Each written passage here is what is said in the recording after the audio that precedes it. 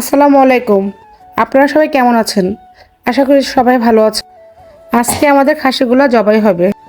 ও আপনাদের তো বলাই হয়নি, সাথে আমরা একটা আকিকা দিচ্ছি। আমার 3 ছেলের নামে একটা আকিকা দেওয়া হবে, সেজন্য আমরা একটা গরু নিয়ে আসলাম।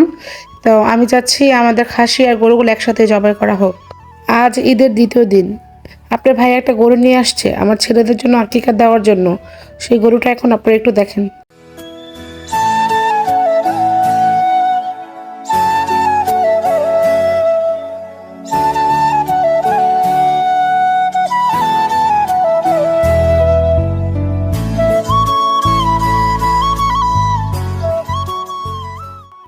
এখন গরুটা জবাইয়ের প্রস্তুতি নেওয়া হচ্ছে। আসলে আমার এইগুলো দেখতে খুব কষ্ট লাগে, তারপরও কি, এটা তো নিয়ম, দিতেই হবে। সেজন্য দাঁড়ায় দাঁড়ায় দেখতেছি।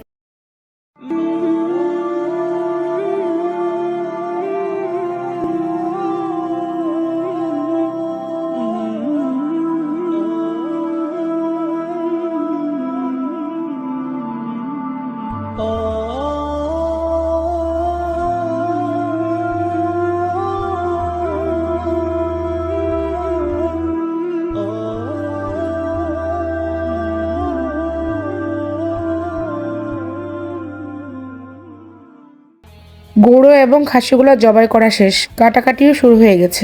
গরু এবং খাসি কাটাকাটি হচ্ছে, আপনারা দেখতে থাকেন।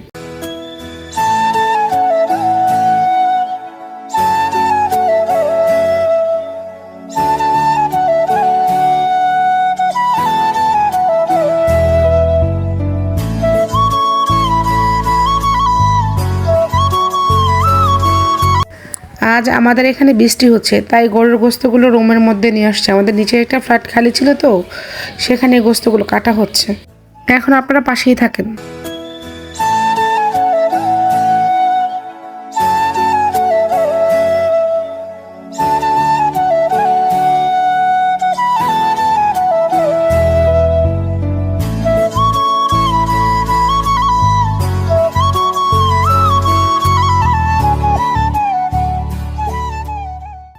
আমাদের গোস্ত বিতরণ করা শেষ।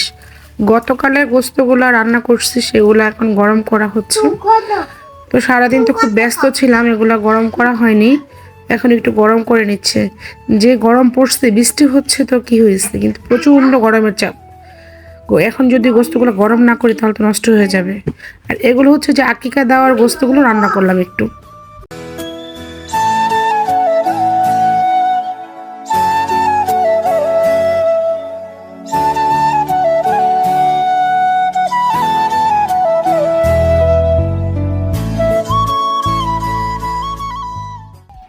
ঈদের দিনে কিছু গোস্ত তেলে ভেজানো হয়েছে, কারণ তেলে ভেজানো গোস্তটা আমার বাসায় সবাই খুব পছন্দ করে, সেজন্য করলাম। আমার মেয়েটা মজু খাওয়ার জন্য বায়না করছে। ও রান্না করেই চলে আসছে এই গরমের মধ্যে, বলতেছে আম্মু তুমি একটু মজুটা গ্লাসে ঢেলে দাও। এই তো মেয়ের মর্জিটা এখন রাখলাম।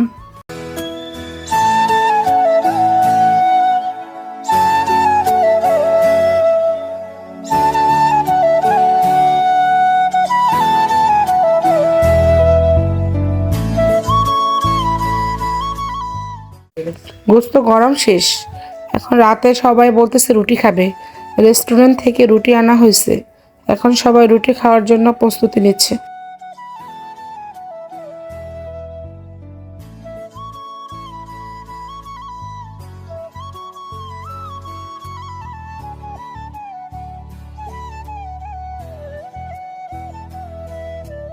আমাদের আজকের রেসিপি হলো তন্দুর রুটি আর গরু মাংস।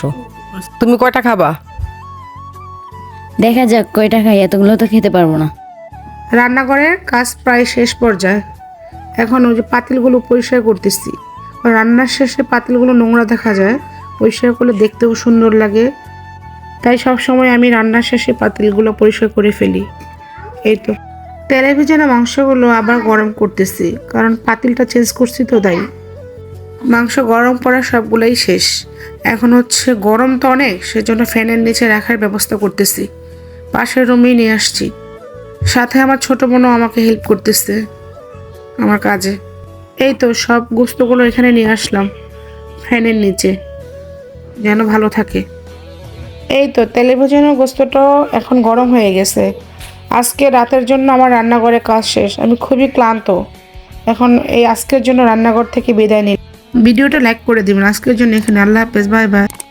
আরেকটি কথা বলতে আপনাদের ভুলেই গেছি, কারণ আমি গতকালকে ভিডিওটা আজকেই ছাড়লাম, কারণ কালকে খুব টায়ার্ড ছিলাম তো তাই।